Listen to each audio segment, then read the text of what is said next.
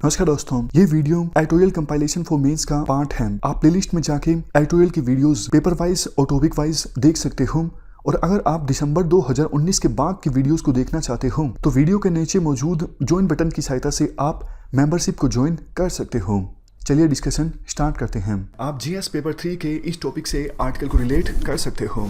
क्या कंटेस्ट है? Home minister Amit Shah की तरफ से एक स्टेटमेंट दी गई पार्लियामेंट में कि असम में जो एनआरसी को अपडेट किया गया है इलीगल माइग्रेंट्स की पहचान करने के लिए, वही प्रोसेस पूरे देश में अपनाई जा सकती है।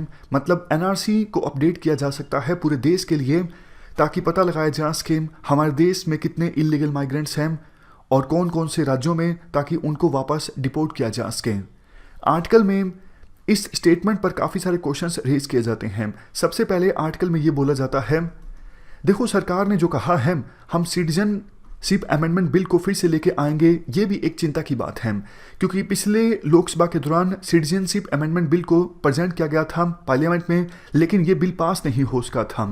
ये बिल प्रोविज़न करता है हमारे 3 पड़ोसी देश बांग्लादेश, अफगानिस्तान, पाकिस्तान, यहाँ से जो माइनॉरिटीज़ भाग कर इंडिया में आए हैं उनको सिटीजनशिप आसानी से दे दी जाएगी। मतलब उनके लिए सिटीजनशिप नॉर्म्स आसान बना दिए गए हैं इस बिल की सहायता से। लेकिन देखो मुस्लिम्स को छोड़ दिया गया है, क्योंकि बांग्लादेश, पाकिस्तान, अफगानिस्तान में मुस्लिम जो हैं वो मेजोरिटी में हैं। तो सबसे पहले ये जो बिल है वो राइट टू इक्वालिटी के अगेंस्ट है, हमारे संविधान के आर्टिकल 14 और आर्टिकल 15 के अगेंस्ट है।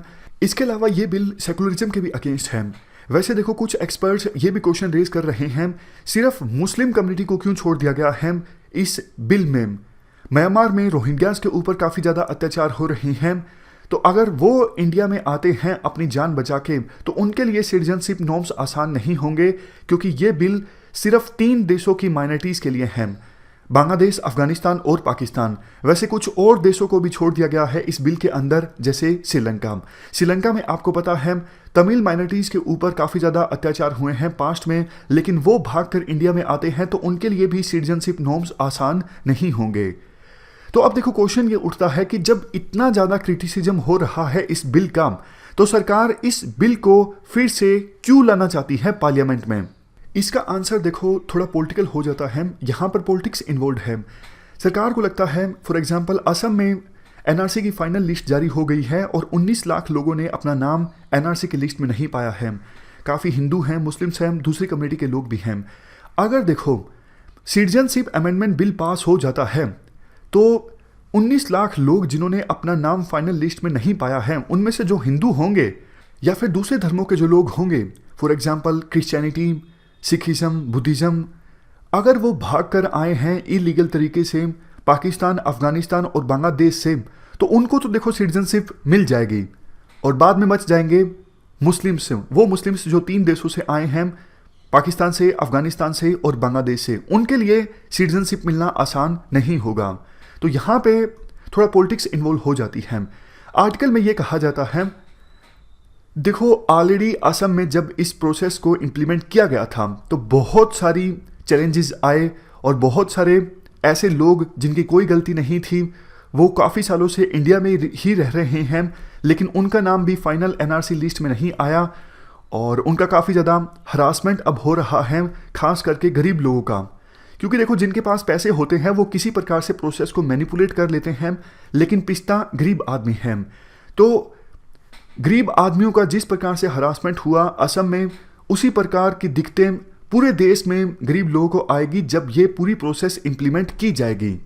और उससे भी बड़ा क्वेश्चन ये उठता है कि देखो 19 लाख लोगों ने अब एनआरसी में अपना नाम नहीं पाया है। चलो मान भी लिया कि सिटीजनशिप अमेंडमेंट बिल पास हो गया और कुछ कम्युनिटीज़ के लोगों को सिटीजनशिप मिल गई, लेकिन बाकी जो लोग बचे 10 लाख मान लीजिए, 7-8 लाख मान लीजिए, उनका क्या होगा? क्या उनको वापस भेजा जाएगा बांग्लादेश में? क्योंकि अब ये पता लग गया है वो इलीगल माइग्रेंट है। देखो बांग्लादेश वापस लेना तो दूर, ये रिकॉग्नाइज भी नहीं कर रहा है कि वो हमारे देश के लोग हैं और इलीगल तरीके से इंडिया में गए थे। पहले तो बांग्लादेश स्वीकार करे चलो तब भी कोई बात नहीं कि ये हमारे देश के लोग हैं, वो स्वीकार ही नहीं कर रहा है और वापस लेने तो दूर की बात है। तो पूरे देश में जब एनआरसी अपडेट होगी और मान लीजिए पता लग गया कि 1 करोड़ लोग या फिर 1.5 करोड़ लोग ऐसे हैं जो इलीगल माइग्रेंट्स हैं, उनको वापस भेजा कहाँ जाएगा? रहेंगे तो वो इंडिया में ही, क्योंकि दूसरा कोई देश उनको वापस स्वीकार करेगा नहीं। तो उनका देखो ह्यूमन राइट्स का वायलेशन होना स्टार्ट हो जाएगा। फिर हो सकता है सरकार इस प्रकार की चीज़ें करे कि इनको सरकार की स्कीम्स का लाभ नहीं मिलेगा, या फिर ये लोग वोट नहीं दे सकेंगे, तो फिर ह्यूमन राइट्स का वायलेशन होना स्टार्ट हो जाएगा।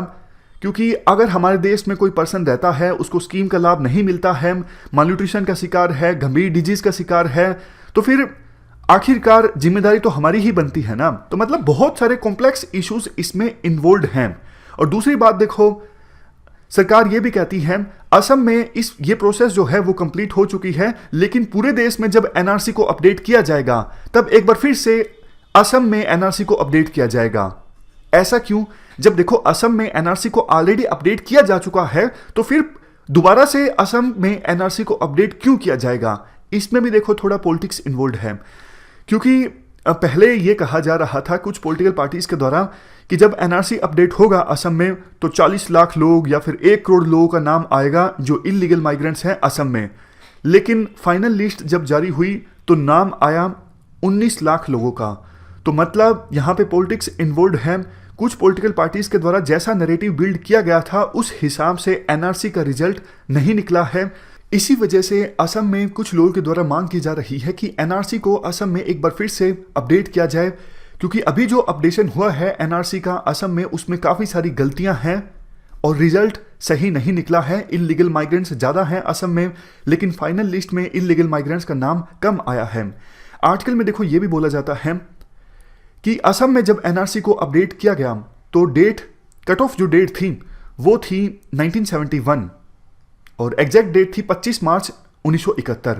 लेकिन पूरे देश में जब एनआरसी को अपडेट किया जाएगा तो कट ऑफ डेट क्या होगी?